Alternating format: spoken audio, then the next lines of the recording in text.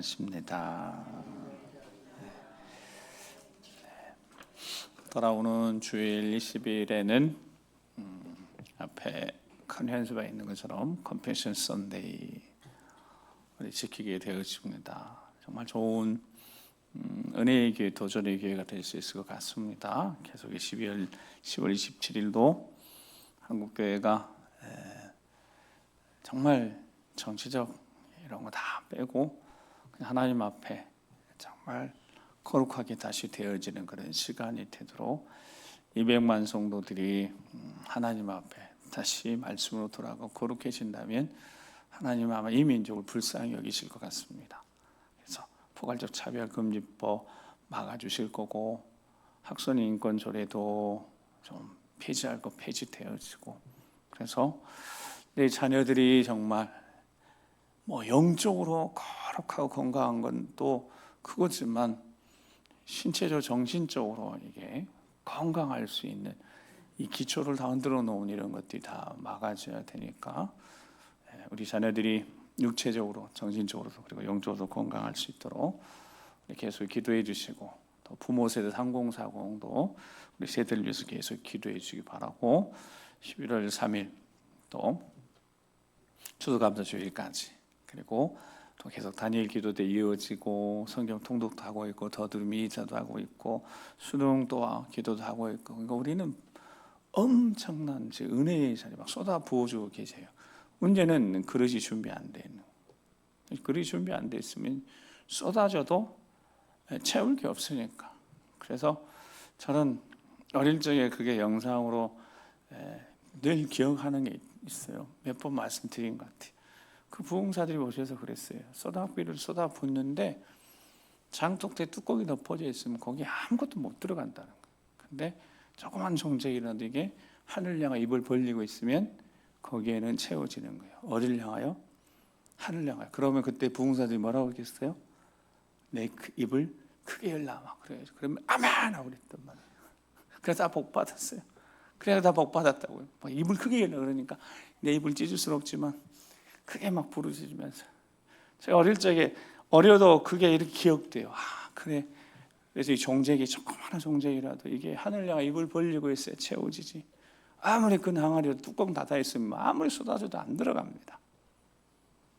오늘 이 밤도 뭔가 담아가고자 하는 마음의 그릇이 준비되어 있다면 넘치도록 채우실 줄 믿습니다.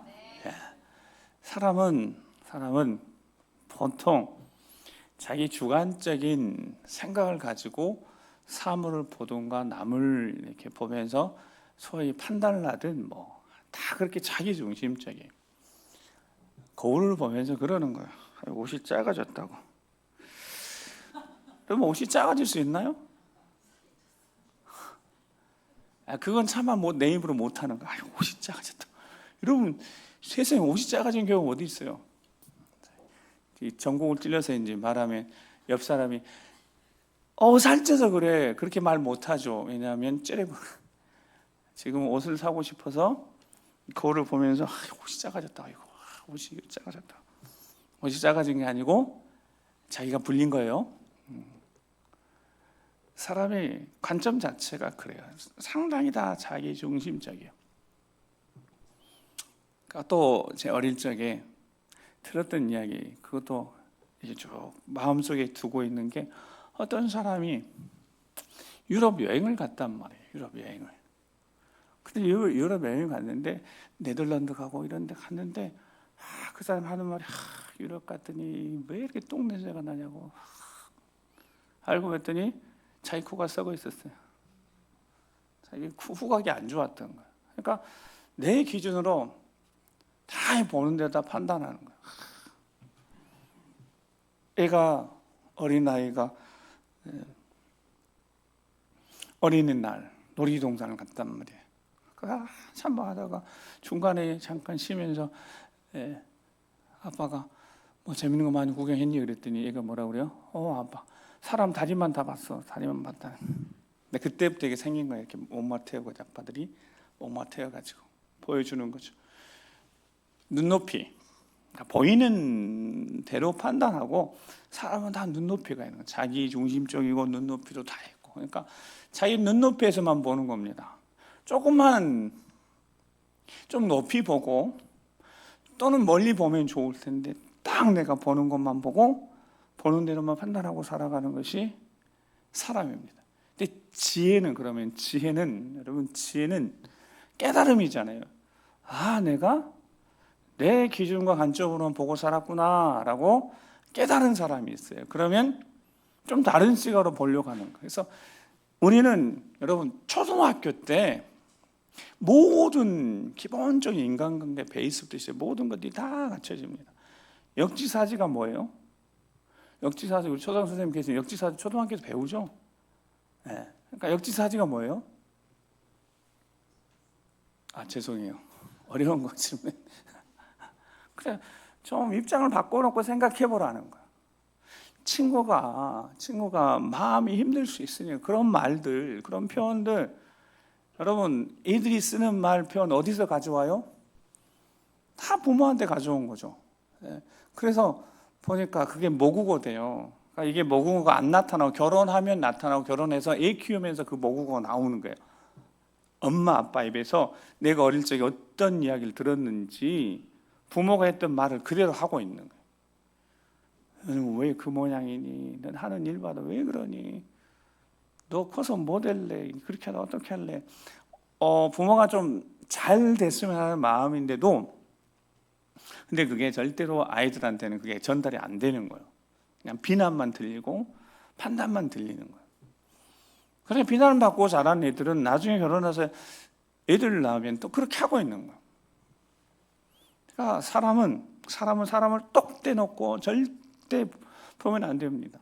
그 사람이 만드는 역사가 있는, 그 사람이 어떻게 살았는지, 어떤 과정을 거쳤는지, 그가 왜 그렇게 말하는지, 그 눈높이가 왜 그 높이인지, 왜 자기 중심적으로 말하고 판단하고 그렇게 이야기하는지, 그 사람을 비판하고 정죄하기 전에 좀 그를 똑 떼서 그만 보지 말고, 그 사람만 보지 말고 조금만 이렇게 넓게 보고 좀 멀리 보면 굳이 그렇게 내가 그 사람 비판하고 정죄할 이유가 없어요.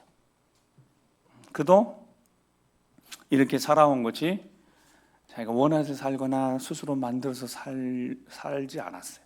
여러분 누가 사람들 비난받고 정죄받고 싶어서 내가 이렇게 원한 길을 걷고 그렇게 하겠어요?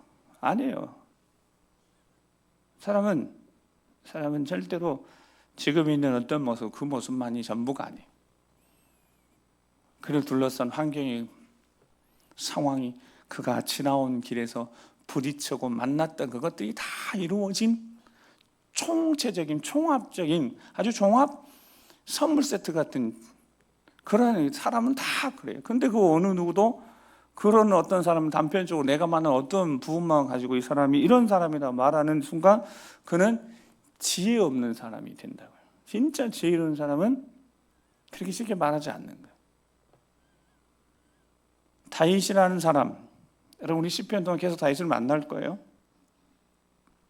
다윗이라는 사람을 이야기하게 될 때 여러분 우리는 사무엘 상하에서 만나는 다윗의 이야기, 또 시편에서 다윗이 사건을 통하여서 간증해 놓은 이야기. 그러니까 사무엘 상하는 대부분 어떤 사건이잖아요. 사건들, 다윗에게 일어난 사건들. 그렇지만 시편은 그 사건을 통하여 다윗이 경험한 간증들.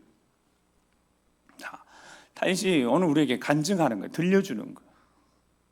다윗의 인생에 어떤 시간들이 있었는지 배경도 살펴볼 수 있지만 사람은 그냥 인지상정 다 거의 똑같아요. 사람의 삶은 거의 다 비슷합니다. 사랑받고 싶고 인정받고 싶은 욕구가 한참 있었지만 그것이 채워진 사람하고 좀 덜 채워진 사람하고 삶의 자리가 조금 달라지는 거예요. 근데 정도 빈도가 조금 다른 사람은 조금 더 칭찬받고 싶어서 좀 열심을 내고 좀 눈치 보고 더 적극적으로 하고, 어떤 사람은 굳이 그렇게 하지 않아도 나라는 존재는 충분히 사랑받는 존재였으니 그렇게 애쓰지 않아요. 그러니까 조금만 이렇게 들여다보면 사람의 삶이라는 게 다 똑같아요. 인정받으면 좋아하고 인정받지 못할 때 좀 서운하고, 정도 차이가 정도. 어떤 사람은 그 정도가 너무 커서 남에 의해 흔들리는 사람도 있긴 하지만 근데 대부분 사람들 보니까 그렇게 심하게 힘든 사람 많지 않아요. 심리학을 상담하고 이렇게 공부하면서 중요한 게 하나가 있었어요. 이 프로이드든 심리학자들은 어떤 사람을 연구했냐면, 사람이 100이 있다면 80%는 다 그냥 정상적인 범위 안에 그냥 적절하게 거절감도 받았고, 적절하게 좀 미움도 받았고, 인정도 받았고, 그래서 건강한 사람 한 80%, 이쪽 10%는 진짜 대단한 사람들. 그러니까 이 사람들은 사회적 리더들, 좋은 배경, 인정, 별 어려움 없이, 그 다음에 내적으로든 지적으로든 모든 것들이 완벽하게 태어난 어떤 10%, 20%는 별로 관심이 없어요. 나머지 80%는 다 건강해요. 그런데 20% 뭔가 사회적으로 문제를 일으키고 삶을 제대로 영역이 가지 못한 사람들이 초점 맞춰서 공부해서 그 사람들 연구했어요. 그걸 갖다가 사람들한테 자꾸 적용시키면 웬만한 사람 다 문제가 있게 보이는 거예요. 근데 대부분 사람들은 실은 그 문제 없어요. 마음이 조금 힘들고 그 안에서 조금 막 힘들고 하루를 지나서 잠자리에 들기 전에 누군가를 생각하면서 참 요구할 수도 있고 짜증낼 수도 있고, 아예 가기 싫어, 회사 가기 싫지만 또 아침 자고 일어나면 다 회사 가요. 그 사람이 싫어요. 거기 가면 싫어요. 그런데 또 저녁에 자고 아침 일어나면 또 일터로 출근해요. 근데 그런 사람을 가지고 10% 정신적으로 문제가 있는 사람들 방법을 거기다 딱 적용시키면 진짜 사람이 문제가 있게 보이는 거예요. 제가 많은 세월 살아보지는 않았지만, 그래서 많은 사람이 이렇게 목회하는 걸 보니까 여러분 대부분 사람들 다 그냥 잘 살아가요. 어려움이 있어도 다 마음 힘들이 있고 다 잘 살아가요. 근데 거기에 우리는 하나님이 계시잖아요. 우리 주 예수 그리스도가 계시잖아요. 그러면 내적 차원이든 외적 차원이든 하나님을 알지 못한 사람하고 비교할 수 없어요. 여러분, 하나님 살아계시니까. 외적인 자원들, 내 주변에 나를 도우신 하나님 손길, 외적 자원들 어마어마한 거예요. 내적으로도 하나님이 주신 은혜들이, 작은 종족이 하늘을 향하여 입만 벌리고 있으면 하나님 쏟아부어서 은혜가 있다니까요. 근데 그 은혜의 자리를 점점 이 시대는 이제 점점 은혜의 자리가, 그 은혜의 자리 멀어지고 있는 세대가 돼요. 점점 모이기를 피하는 어떤 사람을 습관같이 하지 말라고 그랬는데, 모이기를 피하면, 여러분 모이기를 피하면 은혜의 자리가 멀어지면 이게 어떤 원리라고 할 수 있냐면 자석과도 같은, 자석이 이렇게 예수 우리 중심으로 자석이 좀 이렇게 붙어 있고 그래야 되는데 이게 계속 떨어지는 거예요. 힘을 잃은 겁니다. 힘을 잃어버리는 거예요. 그러니까 하나님의 말씀이 생명이라는 능력이 될 수 있도록 하나님의 말씀을 가까이 해야 될 줄로 믿습니다. 그러니까 더들이 미사를 하는 이유가 다른 게 아니라고요. 우리도 모르는 사이에 은혜의 자리에 자꾸 멀어질 수 있으니까 어떻게 해서든 조금 더 은혜의 자리에 우리 몸을 가져다 놓으려고 해보자는 거예요. 자, 수요 예배 이 시간 쉽지 않은 시간이에요. 직장인 나름대로 쉽지 않고, 그래서 점점 수요 예배도 이제 없어져요. 수요 오전 예배도 하고 이제 수요 예배도 없어지고 기도회도 없어지고.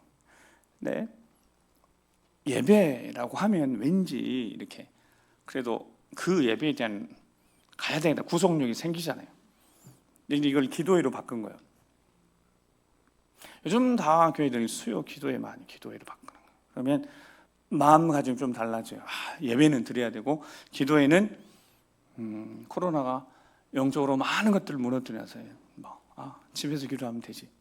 예전에 그런 적이 없었어요. 우리 다 함께 모여서 예배 드렸고 함께 기도했지. 이렇게 영적으로 집중력이 이제 이런 응집력이 다 약해졌어요. 그 우리가 잘 못 느끼고 있는 거죠. 자, 오늘 본문 말씀, 다윗이 간증을 하는 거예요. 간증을 통해서 우리가 다시 한번 좀 뜨거워지고 분명히 좀 확실해지고 다윗이 받았던 그 은혜를 우리도 얻어갈 수 있길, 체험받길 주의 이름으로 축복합니다. 1절 말씀을 같이 한번 읽어보겠습니다. 1절. 자, 시작.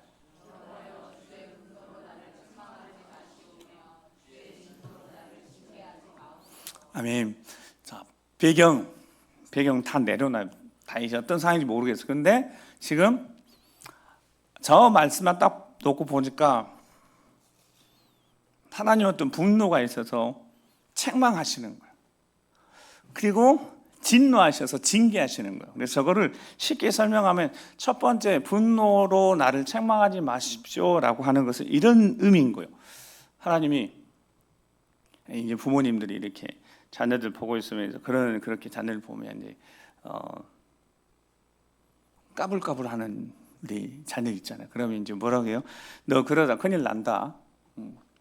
어떤 경고성이 너 그러다 큰일 난다. 까불다가 너 다친다. 너 그러다 큰일 난다. 그런 일이 저런 분노로 나를 책망하지 마십시오. 그게 그런 의미인 거예요. 지금 계속해서 하나님이 경고하시는 거예요. 경고. 너 그러다 정말 큰일 난다. 여러분, 그 경고의 메시지가 얼마나 중요한지 몰라요. 그 경고의 메시지를 듣고 정신을 차리면 여러분 그때부터 은혜가 쏟아지는데 그 경고를 지났어요. 그래서 진노가 오는 거예요. 그래서 징계가 임하는 거예요. 자, 경고했음에도 불구하고 넘어진 거예요. 그러니까 뭐가 온다고요? 징계가 오는 거예요. 자, 이게 다르잖아요. 의미가 이해가 되죠? 위에는 뭐라고요? 경고하는 거예요. 너 그러다 큰일 난다. 너 그러다 넘어진다. 계속 경고의 메시지가 오는 거예요. 책망하시는 거예요. 그러면 안 된다는 거예요. 멈춰서라는 거예요. 멈춰서고 하나님께 돌아오라는 이런 경고의 메시지. 성경을 딱 펼쳤을 때 여러분 이 경고의 메시지가 계속 있는 거예요. 우리를 향하여서. 정신 차리라고. 깨 있으라고. 정신 차려. 그러다 큰일 난다. 최근에 한물점 변호사 그런 동영상 많이 올라오잖아요. 멀쩡히 차가 이렇게 가다가 잘 가다가 그냥 그대로 가서 전봇대 부딪히더라고요. 보니까 이제 80세 이 어르신이 운전하다가 그냥 좋은 거예요. 그냥 저울로 그대로 가서 부딪히네. 다행히 이제 거기 나와 다행히 이제 크게 다치지는 않으셨다. 근데 여러분 이게 경고의 메시지 그런 거예요. 도로 표지판에 이렇게 꺾은 게 있잖아요. 이렇게. 그럼 그게 뭐예요? 속도 줄여서 도라고. 그러니까 우리 인생에 하나님이 경고의 메시지 보내는 게 있으시다고. 어쩌면 모든 것이 다 경고의 메시지일 거예요. 책망하시는 거예요. 그렇게 하면 안 된다라는 거죠. 근데 그게 진노로 바뀔 때, 징계가 올 때 어떨 때요? 경고했음에도 불구하고 듣지 않고 하다가 넘어진 거예요. 그때 하나님이 명백하게 징계를 하신대요. 자, 그런 상황들, 다윗의 인생에 어떤 상황인지 잘 모르겠어요. 근데 다윗도 여러분 징계 때가 있었던 거죠. 뼈저리게 느끼고 깨닫게 되고, 근데 이 징계를 통해서 하나님이 연단하시는 거죠.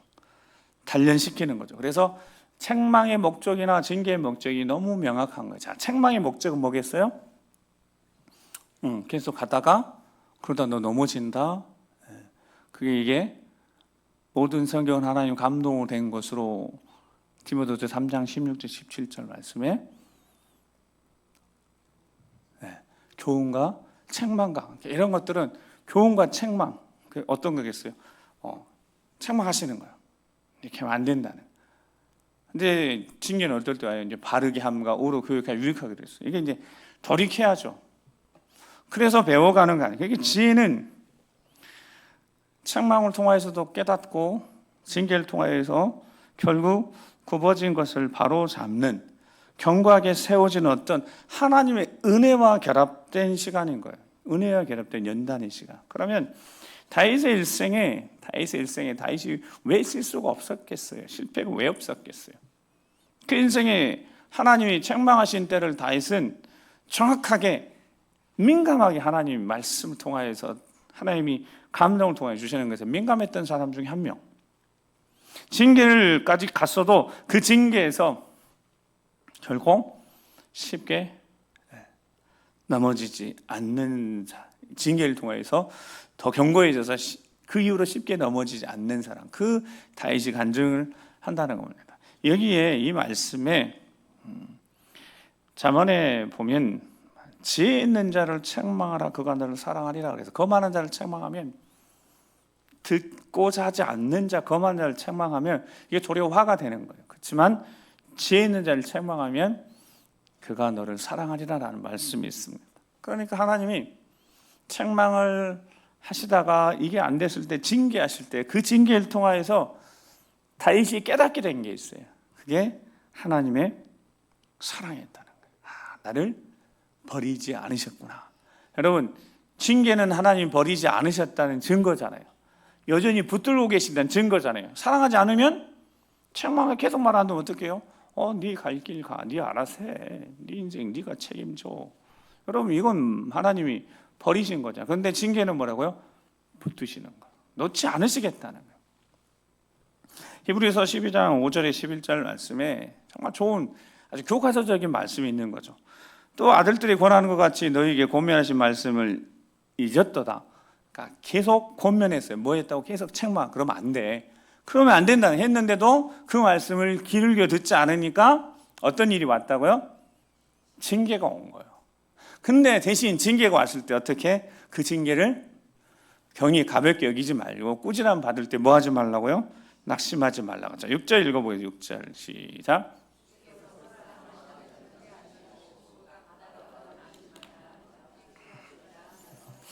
아멘. 이게 하나님의 말씀이면 다윗의 간증이라는, 다윗의 간증. 그러니까 징계를 통하여서 뭘 깨닫게 되어졌다고요? 내가 하나님께 사랑받는 존재이구나 라는 것을 다윗이 깨닫게 돼요. 그러면 징계 자체보다도 어디에 포커스가 맞춰지겠어요? 징계 자체, 그 징계 자체, 무거움, 아픔, 고난, 이거보다도 하나님의 사랑에 집중하게 되는 거예요. 하나님은 나를 여전히 붙들고 계시는구나. 그러니까 상황과 환경이 문제가 안 되는 거예요. 원수가 있어도 원수 공격이 돼. 이게 문제가 안 되는 거예요. 하나님은 나를 여전히 사랑하고 계셔서 날 포기하지 않고 놓지 않으시는 거예요. 그러니까 징계가 올 때 그 징계를 그냥 가볍게 여기지 말고 마음에 두라는 거죠. 꾸지람 받을 때 낙심하지 말고 내가 사랑받는 존재라는 것에 대해서 오히려 감사까지는 아니어도 감사까지는 솔직히 쉽지 않아도 하나님을 더욱더 찾고 예배의 자리 더 사모하고 하나님 더 가까이 가야 되지 않겠습니까? 멀어지면 안 되는 거죠. 여러분, 하나님 사랑하셔서 붙드셨는데 어떤 이들은 멀어지는 게 있는 거예요. 제 부목사 할 때 새 가족을 이렇게 교육을 하면서 있었던 이야기입니다. 이렇게 새 가족 교육을 쭉 하다 보니까 진짜 새 가족, 그러니까 이렇게 이동한 사람 말고 이렇게 예수 믿고 신앙생활을 시작하는 사람들 보니까 제가 이렇게 교육을 꼭 시켰어요. 어떤 교육이냐, 제가 빠뜨리지 않고 시켰던 교육이 1년 차 정도 되니까 이제 막 신앙생활 잘해요. 머리 교회가 잘 모르지만 그래서 공동체 막 들어가고 이렇게 챙겨주려니까 신앙생활 재밌는 거예요. 기도가 잘 뭔지 몰랐는데 뭔가 다 그렇게 하나님이 내 기도 너무 잘 들어주신다고. 내가 어떤 생각만 해도 하나님 딱 들어주신다. 이런 간증을 하는 거예요. 생각만 해도 하나님 들어주시는. 여러분 얼마나 신났겠어요. 근데 저기 거기다 뭐라고 그랬냐면 2년 지나고 3년째 때가 되면 꼭 어려움이 생깁니다. 그리고 주변에 이런 이야기 들릴 겁니다. 너 예수 믿어서 그렇게 되는 거야. 제가 교육하면 했던 이야기라고. 신앙생활 꼭 하다가 2년 지나고 3년 정도 되면 이제 좀 뭐가 보이기 시작하거든요. 그럴 때 여러분들에게 반드시 이런 일이 생깁니다. 어려움이 생긴다는 거예요. 그랬을 때 주변 사람들이 꼭 뭐라고 이야기할 거냐, 꼭 이렇게 얘기할 거예요. 너 교회 다녀서 그래. 네가 그 전에 이렇게 가족이든 이렇게 자기 신앙에 뿌리가 있을 거 아니에요. 그 뿌리를 뽑아서 예수 믿으니까 어려움이 생긴다라고 분명히 말할 일이 생깁니다. 그렇고 제가 실제적으로 경험한 사건이에요. 한 가정이 그랬어요. 처음 예수 믿고 신앙생활 하면서 믿음도 별로 없지만 이제 그렇게 하면 2년 막 이렇게 지나면서 정말 그랬어요. 그분이 너무 재밌다는 거예요. 하나님 다 들어주신다. 근데 문제가 생기기 시작했어요. 내가 똑같이 하는 거예요. 주변 사람들이 너 그 일 왜 생긴다고요? 너 교회 다녀서 그래. 네가 그 전에 쭉 살아왔던 신앙의 뿌리 이거 뽑아서 그래. 막 이렇게 공격이 들어오는 거예요. 여러분 그럴 때 제가 뭐라고 미리 해놨잖아요. 뭐라고요? 그게 공격이 들어올 거다. 그때를 버티고 견뎌내시고 승리하셔야 됩니다라고 미리 말씀드려놨어요. 자, 그렇게 했고 제가 지켜봤죠. 그때 진짜 여지없이 그런 일이 생기니까 막 흔들리기 시작하는. 그때 그분이 찾아온 거죠, 저한테. 친척이 막 부모님들이 이렇게 막 공격한다는 거 어떻게 해야 되냐고. 어떻게 하겠냐고. 제가 말씀드렸잖아요. 이거 버티고 견뎌내셔야 합니다. 버티고 견뎌내셔야 합니다라고 했는데 버티고 견뎌내지 못한 일이 있었어요. 너무 안타깝더라. 그 뒤로 이제 제가 옮기게 되면서 어떻게 가끔 이렇게 찾아볼 수 없는 형편이 됐지만 여러분 진짜 하나님은 정확하신 분이에요. 우리의 인생에 이런 시간들이 징계의 시간들이 있는 거예요. 자, 과정이 있었어요. 분명히 어떤 시간이 있다, 책망의 시간이 있었다. 그러면 안 된다고. 경고가 있었다고. 그 경고를 무시했을 때 징계가 와요. 그때가 어떤 때냐면 확실히 하나님 손에 잡히는 때입니다. 아멘. 그때는 여러분 채찍질하는 시간은 확실히 하나님 손에 잡히는 때예요. 그러니까 이때는 영적으로 보면 걱정할 일이 없는 거예요. 누가 붙드셨으니까 하나님 확실히 붙드신 거예요. 왜냐하면 이걸 놓을 이걸 포기할 것 같으면 하나님 포기하시겠죠. 놔버리시겠죠. 사탄에게 다시 물려가든 하나님 내버려 두시겠죠. 근데 아니시답니다. 어떻게 한다고요? 7절에 너희가 참음 징계를 받기 위함이라 하나님이 아들과 같이 너희를 대우하시는 거예요. 그리고 어찌 아비가 징계하지 않는 아들이 있을 것이냐. 징계는 다 받는 것들 너희가 없으면 사생자요 친아들이 아니니라. 그러니까 친자녀임이 증명되는 거예요. 어릴 적에 이렇게 자라면서 여러분 자녀들이 이제 여러 있으신 가정에서는 위에 이제 그 맞이나 위에 애들하고 이제 그 동생들 이렇게 많으면 이 세대든 뭐 자녀들 좀 차이가 나니까. 근데 그런 자녀들이 보통 많이 봤어요. 그러니까 첫째나 맞이들 이 첫째 둘째는 부모님들이 좀 엄하신 경향이 있으신 거예요. 그러니까 엄하게 훈육하셨단 말이에요. 근데 엄하게 훈육하니까 얘네들이 부모한테 정서적으로는 가깝지 않아요. 막 훈육하고 막 나무라고 이렇게 막 징계까지 아니어도 자꾸 이렇게 막 너무 엄격하게 키우니까. 그러니까 자녀들이 부모하고 정서적으로 가깝지가 못하는 거예요. 그러니까 이제 부모들이 이제 그 한 셋째, 넷째 가면 이제 정서적으로 좀 이렇게 놔주는 거죠. 그래서 훈육할 때 조금 허용적으로 하는 거예요. 위에 애들은 엄격하게 억압하면서 하고, 왜냐하면 그게 사랑이었어요. 사랑의 방식이 좀 바뀌는 거예요. 엄격하게 했더니 얘네들이 부모하고 정서적 먹으니까 이제 다음 애들부터는 허용적으로 하는 거예요. 허용적. 근데 허용적으로 자란 애들이 이런 이야기를 하는 거예요. 부모님이 자기한테 관심이 없었다는 거예요. 그게 아닌데 우리는 저희 집 이야기예요. 누나하고 나는 정말 엄격했거든요. 모든 것들을 다 좀 엄격하게 그렇게 훈육을 하셨다고. 보니까 여동생들은 엄청나게 허용적인 거예요. 그래서 막내가 저랑 이야기하다가 누나는 아버지한테 아빠한테 엄청 많이 맞았다 그러니까 깜짝 놀란 거예요. 왜냐하면 자기들 한 번도 맞아본 적이 없어요. 우리는 많이 맞고 살았다니까 믿을 수가 없다는 거예요. 엄청 많이 맞고 살았다. 그러니까 자기는 상처받았다는 이야기를 하면서 뭔가를 여쭤보면 너 알아서 해라. 그게 그렇게 서운했다는 거예요. 아버지한테 뭔가를 물어보면 너 알아서 해라. 네 알아서 해라 그랬다는 거예요. 그래서 막내는 나한테 관심이 없구나 그렇게 이제 받아들였다는 거예요. 깜짝 놀라서 아니야. 이제 그 이야기 해준 거죠. 언니하고 오빠는 엄격하게 훈육하면서 정말 엄격하게 하면서 심지어 이렇게 멀어지니까 너희들은 보니까 우리가 보니까 너희들은 진짜 아버지가 허용해 주시면서 정말 허용적으로 키우시더라. 그게 우리는 너무 부러웠다. 근데 얘는 허용적으로 자기를 그냥 관심 없이 그냥 너 알아서 해라, 너 알아서 해라.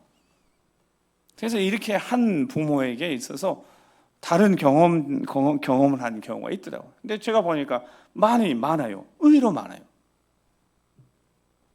뭐 하나 키우는 부모들은 좀 다를 수 있지만 이렇게 자녀들 키우다 보면 이렇게 나이 시간 하면 그런 일들이 생기는 거예요. 근데 결국 사랑하면 여러분 사랑하면 징계하는 거죠. 바로 잡아야 되니까. 여러분 이게 사랑하지 않는다면 내버려 두는 거죠.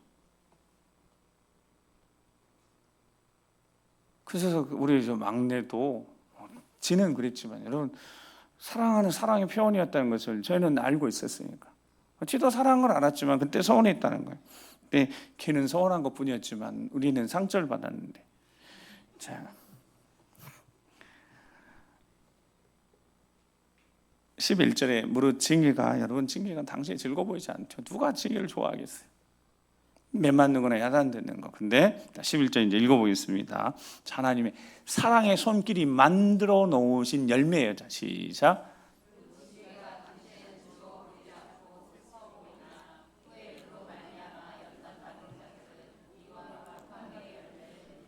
아멘.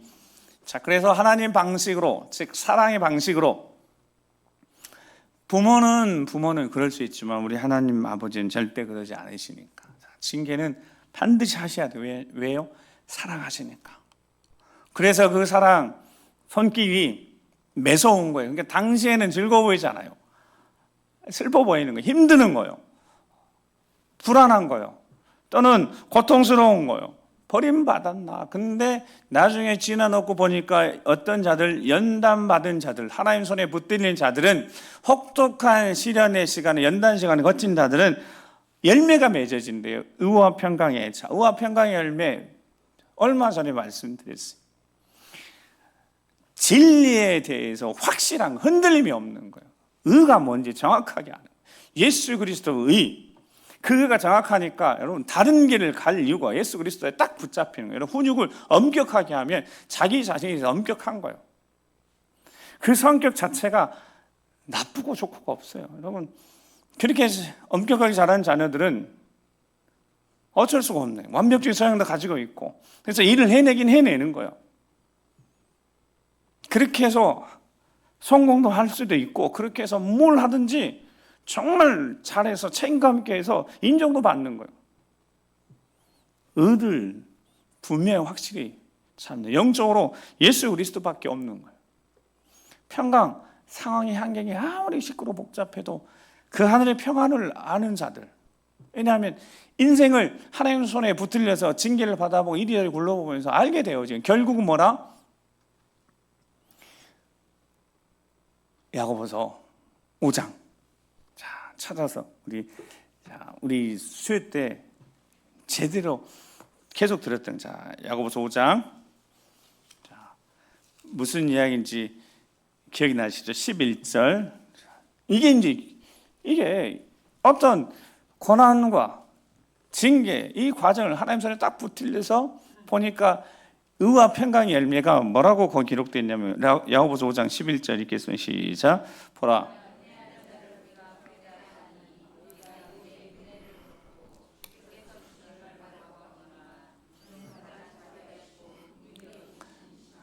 아멘. 자, 이게 같은 말인 거예요.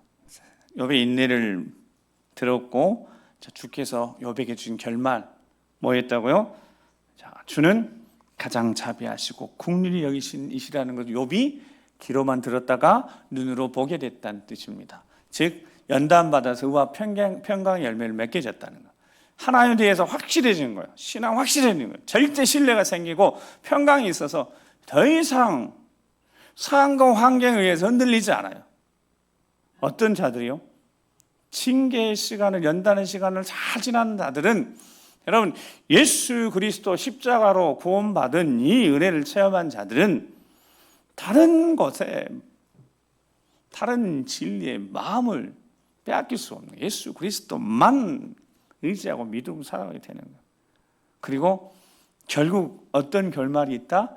하나님 가장 자비하신 분이시고 긍휼히 여기시다는 것을 알았기 때문에, 경험했기 때문에 평강한다고. 주변에서 무슨 일이 있어도 다윗이 사울이 쫓아와도 3,000명을 데리고 포위해도 평안히 잠들 수 있는 사람, 그가 다윗이었어요. 놀라운 일인 거야. 이게 잠을 들수 불안해가 잠을 못 자야 되는데 다윗은요 잠을 자는 거야. 여러분, 이게 어떻게 가능해요?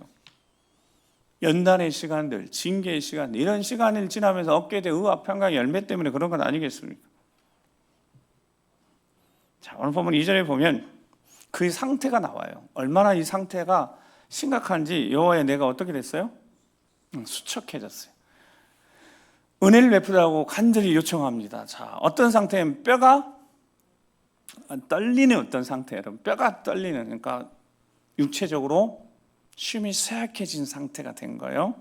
자, 3절에 보면 나의 영혼도, 나라는 자, 이 자 자체가, 내가 나를 지킬 수 있는 이 자, 생각도 잡고 마음도 잡을 수 있는 어떤 그 자 자체도 매우 떨리는 거예요. 그러니까 불안한 거예요. 이게 어떻게 될 것인가. 여러분, 다윗이 징계를 지나고, 아까 그거는 히브리서의 믿음으로 사는 사람들 고백인 건 다윗도 간증하잖아요. 여러분, 이런 시간이 있었다, 이런 시간이 있었다는 거예요. 그냥 무조건 평안하고 아무리 사울이 공격해도 그냥 나 평안히 잠들 수, 이렇게 된 게 아니라 육체적으로도 그렇게 수척한 시간들, 뼈도 말라가지고 떨리는 시간들, 영혼도, 내 자아가 내가 나를 못 지키는, 컨트롤이 안 되고 불안한데, 생각이 막 불안해지고 영혼까지 흔들리는 거야. 근데 중요한 게 있어요. 자, 뒤에 뭐라고 되어 있어요? 여호와여 어느 때까지니까. 아멘. 자, 이게 중요한 거예요. 육은 어떤 상태? 말라서 뼈까지 떨리는 상태. 자, 마음 심령도 어떤 상태? 매우 떨리는 상태. 자 자체가 나를 붙들지 못하고, 우리 표현들 죽을 것만 같은 상태. 근데 뭐라고 하나님 앞 기도한다고요? 어느 때까지. 저게 무슨 뜻이에요? 알고 있는 거예요. 이 시간을 버텨내야 된다는 걸 알고 있는 거예요. 이 시간을 버텨내면 어떤 일이 온다? 회복의 시간이 온다. 은혜의 시간이 온다. 하나님 붙들어 다시 세우시는 시간이 온다. 징계의 시간 지난 다음에 더 견고해진 시간이 온다. 그래서 하나님 여호와여, 이게 어느 때까지입니까? 영이 살아있다는 거예요. 아멘? 아멘? 영이 살아있다는 거예요. 영이 살아있다는 거예요. 마음은 어떤 상태인데요? 매우 떨리는 상태. 내가 내 자신을 어떻게 붙잡을 수가 없는 거예요. 두렵기도 하고 불안하기도 하고 염려가 되게 근심되기도 하고. 여러분, 사람은 많은 일들이 마음의 문제예요. 마음에. 대부분 마음은 영적으로 큰 문제 없어요. 영적으로 큰 문제 없어요. 왜냐하면 영적인 영역은 하나님이 하신 영역이에요. 죄와 사망의 권세로부터 건져내셔가지고 하나님 자녀 삼으신 이 영적인 과정에 하나님이 완벽하게 하셨기 때문에 여기에 물 하나 셀 틈 없고, 이 구원의 영적인 구원은 완벽하다고요. 완벽 그 자체다고요. 여기에 하나님이 하셨기 때문에 이건 완벽한 거예요. 근데 여러분, 마음은 문제는 일평생 사탄이 우리를 흔들 수 있는, 때론 육체의 질병도 사탄이 우리를 흔들 수 있는, 사탄이 공격하거나 흔들 수 있는 영역, 마음의 영역, 육체의 영역이지만 영은 사탄이 어떻게 할 수가 없어요. 왜냐하면 하나님이 하나님 자녀 삼으셨으니까. 어떻게 아들을 내어주시면서 하나님 우리를 자녀 삼으셨으니까 영적인 완전한 변화는, 이거는 다시 돌아갈 수도 없고 완전한 구원의 역사에 이르실 줄 믿습니다. 근데 이게 완성이 언제 되겠어요? 그러니까 생명이 끊어지는 날 그 완성이라고 치면 그 자체가 더 이상 이제 우리가 죽으면 마음, 아무 의미가 없어지잖아요. 그때까지는 어떻게 된다고요? 마음의 문제가 계속 생길 수밖에 없습니다. 육체의 문제가 계속 생길 수밖에 없어요. 근데 어느 때까지, 이게 무슨 뜻이라고요? 하나님을 아는 다윗이 어느 때까지 참아야 되는, 버티 견뎌야 되는 거, 그거 알고 있는 거예요. 버티 견딜 수밖에 없으니까. 버티고 견디는 방법밖에 없으니까. 사랑하는 성도 여러분, 자, 그래서 시간이 지나갔으니까 자 6절 보면, 자 6절, 내가 탄식함으로 피곤하여 어떻게? 밤마다 눈물로 내 침상을 띄우며 내 열을 적시나이다. 자, 시적 표현인 거죠. 무슨 눈물로 침상을 띄우며 열을 적시겠어요? 열을 적실 수도 있겠죠. 탄식함으로 피곤한데 어느 때? 밤마다. 밤이라는 첫 번째 단어가 어디서 나오겠어요? 여러분, 밤이라는 첫 번째 단어가 창세기에 나옵니다. 근데 제가 창세기를 하면서 제가 분명히 말씀드린 적이 있어요. 밤이 뭐냐면, 밤이라는 그 개념 자체가, 밤이라는 그 개념 자체가 어떤 개념이냐면, 빛이 비껴간 곳이 밤인 거예요. 그러니까 빛이 뭐가 되고 낮이 되고, 빛이 비껴가서 빛이 안 비친 곳은 밤이 되는 거예요. 그래서 밤이라는 개념 자체는 이게 빗나간 거예요. 뭐랑 비슷한 거예요? 죄랑 비슷한 거예요. 죄의 그 언어적 의미하고 비슷한 거예요. 그러니까 빛이 비치는 곳은 낮은 거고, 빛이 비껴서 비치지 않는 곳은 어둠이 되는 거예요. 자, 그러면 그때도 계속해서 수요일도 종종 이야기들이, 그러면 빛이 비치지 않는다고 해서 빛이 없는 거예요? 빛은 있죠. 단지 빛이 비껴서 거기를 비추지 않는 것뿐인 거예요. 빛이 없어진 적이 한 번도 없어요. 하나님 빛이시니까. 근데 그 밤의 시간을 어떻게 보내는가가 중요한 거. 다윗은 어떻게 보냈다고요? 눈물 회개하면서 보냈어요. 그게 질적으로 다른 겁니다. 영적 질이. 다윗과 우리가 뭐 얼마나 차이가 나겠어요? 크게 차이 안 납니다. 믿음의 수많은 사람들하고 큰 차이 안 나요. 근데 차이 나면 저건 겁니다. 하나님 앞에 얼마나 그가 진실하게 회개했는지. 어떤 시간에? 밤의 시간에. 빛이 비껴가서 빛이 안 보이는 그 시간에 어떻게 했는지, 하나님 앞에 어떤 시간을 보냈는지, 거기에서 다 판가름 난 거예요. 다윗은 적어도 저 시간을 어떻게 보냈다고요? 철저하게 회개와 눈물의 시간을 보낸 거예요. 왜냐하면 다시 빛이 비치면 회복될 거니까. 죄 때문에 그러니까, 자신의 완악함 때문에 그러니까, 철저히 회개하면 다시 빛이 오면 될 거니까. 다시 뭐가 될 거니까? 낫이 될 거니까. 사랑하는 성도 여러분, 에베소 5장 8절 23절 말씀까지만 읽고, 뒤에는 아주 중요한 말씀이 있는데 언젠가 또 하게 될 날이 있을 거예요. 자, 에베소 5장 18절, 자 13절 시작. 너희가 전에는 어둠이더니 이제는 주 안에서 빛이라. 빛의 자녀들처럼 행하라. 빛의 열매는 모든 착함과 의로움과 진실함에 있느니라. 주를 기쁘시게 할 것이 무엇인가 시험하여 보라. 너희는 열매 없는 어둠의 일에 참여하지 말고 도리어 책망하라. 이들이 은밀히 행하는 것들은 말하기도 부끄러운 것들이라. 그러나 책망을 받는 모든 것은 빛으로 말미암아 드러나나니 드러나는 것마다 빛이니라. 아멘. 자, 이제는 정리하는 거예요. 우리 안에 누가 계시는 거예요? 성령 안에 계시는, 성령이 계시는. 그러니까 1장에 다윗이 경험한 그것을 성령 하나님이 하게 하시는 거. 어떻게 해요? 책망하시는 거예요. 성령 하나님 뭐라고 책망하시겠어요? 이 안에 계신 성령 하나님이 근심하시면서 슬퍼하시면서 그러면 안 된다, 이렇게 말씀하시는 거예요. 이 안에 성령 하나님, 그러면 안 된다. 여러분, 그럴 때 정신을 차려야 되는 거예요. 말씀을 통하여 말씀하시는 거예요. 그러면 안 된다는 거예요. 경고하는 거예요? 경고를 하시는 거예요? 경고하시는 거예요. 그럼 그 경고를 듣고 어떻게 해요? 멈춰 서야죠. 경고 무시하면 어떻게 된다고요? 징계하시는 거예요. 징계하시는 겁니다. 근데 징계가 하나님의 또 다른 사랑의 방편이에요. 자, 징계는 어떻게 하신다고요? 빛이 비껴. 그러면 거기에 뭐가 있어요? 어둠이 있는 거예요. 어둠의 시간이에요. 그 어둠에서 욥이 어떻게 했다고요? 버티 견뎠어요. 수많은 믿는 사람 버티 견뎠어요. 결말을 봐서 결말이 뭐다가 다시 빛을 비쳤을 때 눈으로 보게 되어지는 거예요. 아, 주께서 가장 자비하시고 가장 긍휼하신 분이시구나. 빛이 비춰진 다음에 다시 깨닫게 되어집니다. 그래서 하나님 오늘 우리에게 말씀하시는 겁니다.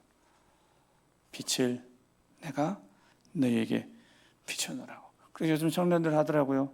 나는 빛의 아들이다, 나는 빛의 자녀다 선포하는 거예요. 나는 빛의 아들이다, 빛의 딸이다, 빛의 자녀들이다. 오늘 본문의 뒤에 보면 하나님이 그 기도 들으신 거예요. 기도 들으시니까 원수가 물러갔다고 돼 있어요. 기도를 들으시는 거. 어떤 과정이 있는 다음에 이게 된 거라고요? 밤의 시간을 철저하게 해결해 눈물로 보내고 난 다음에, 빛이 비춰지고 난 다음에 하나님 기도 들으시고 원수를 물리쳤다고 간증하고 있어요. 어떻게 되는 거예요? 영적인 원리가 너무 분명 확실하잖아요. 지금 우리가 무엇을 해야 되는지. 여러분, 경고의 시간 보내고 있으신 듯 합니까? 회개하시면 돼요. 혹시 하나님 손에 확 잡혀가지고 막 징계의 시간을 보내는 듯 합니까? 방법이 없어요. 밤의 시간 어떻게 해요? 눈물로 철저히 회개하시면 됩니다. 그러면 하나님 다시 빛을 비추시면 회복될 줄 믿습니다. 견고해질 줄 믿습니다. 다시 뜨거워질 줄 믿습니다. 선포하는 우린 나는 빛의 자녀들이다. 하나님께서 내 기도 들으셨다. 선포하시면서 기도하시면서 오늘 이 자리 어둠의 은사와 당당히 맞서서 물리쳐내시고 승리하신 여러분 되시기를 주의 이름으로 축복합니다. 그다음에 기도하시겠습니다. 우리 함께 기도하시면서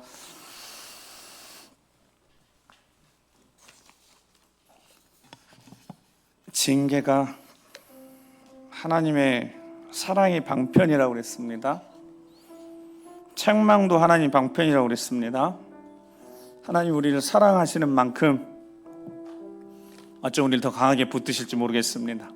하나님 오늘 말씀의 근거에서 우리를 하나님 그 말씀으로 단단히 붙잡아 주시라고, 하나님 진리의 말씀으로 붙잡아 주시라고, 우리가 하나님 앞에 예수 그리스도 우리 주님 앞에 이 시간 겸손히 섰사오니 우리를 붙잡아 주시라고, 결국은 그 결말 우리도 보게 해주시라고, 가장 자비하시고 국률이 풍성하신 우리 주 예수 그리스도 하나님 아버지를 만나게 해주시라고, 내 안에 성령 하나님이 근심하고 슬퍼하는 생각과 마음이 아니라 기뻐하시 선택할 수 있도록 우리를 다시 한번 거룩해 하시고 새롭게 하시고, 밤의 시간 빛이 비껴갈 뿐이지 빛이 사라진 게 아니니까 다시 비칠 때까지 눈물로 기도하며 회개할 때 하나님이 회복의 역사를 하셨듯이 다윗의 간증을 듣고 아버지 이 시간을 밤의 시간을 보낸 이들이 있습니까? 주여 나는 빛의 자녀들이라고 선포하면서 빛이 다시 비춰지도록 철저히 회개할 때 이 밤에 다시 회복의 역사를 해주시라고,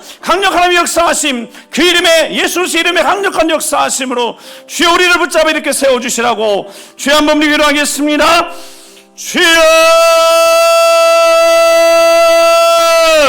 예수 그리스도의 이름의 능력으로 우리를 다시 한번 붙잡아 주시옵소서.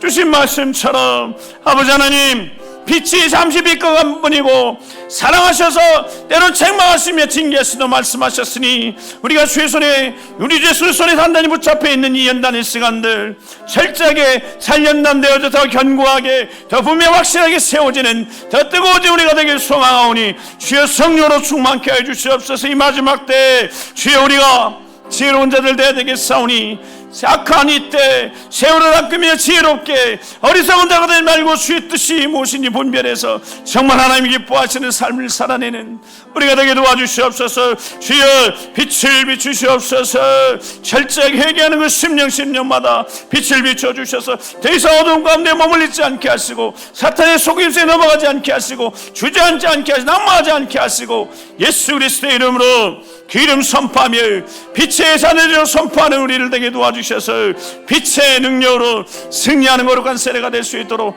아버지 함께하여 주시옵소서. 그러고서 아버지 하나님 감사합니다. 잠자는 자여 깨어서 죽은 자들 가운데서 일어나라. 그리스도께서 너에게 비추이시라 하셨는데 정말 빛이 비추심을 통하여서 우리 하나님 자녀가 되어졌습니다. 영적으로 하나님의 자녀가 된 신분이 바뀌었습니다.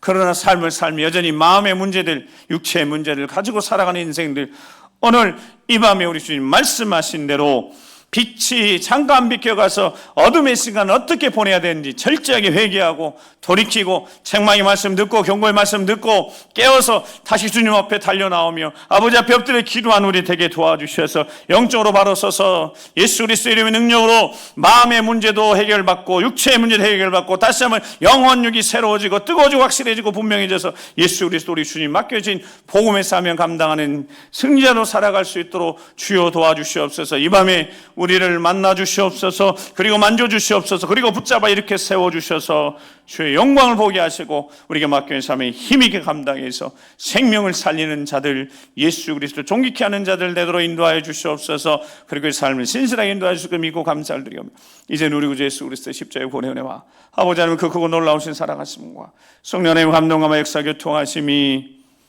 우리 인생의 판매 시간 앞에 우리가 어떤 모습으로 서야 되는지 깨닫게 하셔서 철저히 회개하고 부르짖어 다시 은혜를 구할 때 빛을 비추심으로 온전한 회복 역사 이룰 수 있을 것을 믿고 믿음으로 다시 새롭게 출발한 모든 심령들을 위해 믿음의 가정과 사랑하는 자녀 손들을 위해 주의 몸된 교회 우리 어린 세대부터 시작해서 어린 자녀 이르기까지 모든 세대 걸음걸음 앞길 위해 이 민족의 지금부터 영원토록 함께 하시옵시기를 간절히 축원하옵나이다. 아멘.